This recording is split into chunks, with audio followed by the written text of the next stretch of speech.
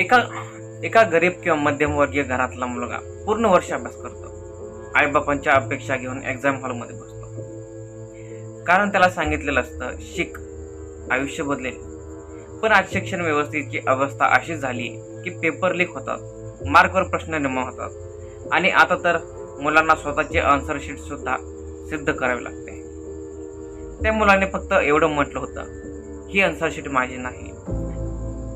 त्याने पुरावे दिले, हँडरायटिंग दाखवली, पण सिस्टमला प्रश्न विचारणारा विद्यार्थी चालत नाही. मग सुरू झाला सोशल मीडियाचा तमाशा.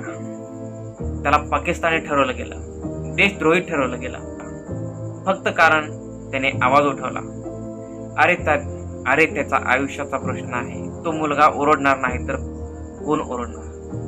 आज पेपर लीक होतात, कॉपीचे घोटाळे होतात, चुकीच्या आन्सर शीट अपलोड होतात आणि विद्यार्थ्यांनी प्रश्न विचारला तर त्यांनाच आरोपी बनवलं जातं.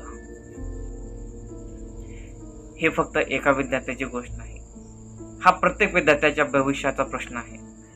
कारण आज जर सिस्टमची चूक लपवण्यासाठी विद्यार्थ्यांनाच गप्प बसवलं जात असेल तर उद्या कोणत्याही मुलाचं करिअर एका चुकीमुळे संपू शकतं. आणि सर्वात लाजिरवाणी गोष्ट माहिती, शेवटी चूक सिस्टमचीच निघाली. म्हणजे आवाज उठवणारा मुलगा चुकीचा नव्हता, चुकीची होती ती व्यवस्था, जी सत्य बोलणाऱ्यालाच आरोपी बनवते. आता प्रश्न त्या मुलाचा नाही, प्रश्न आपल्या शिक्षण व्यवस्थेचा आहे.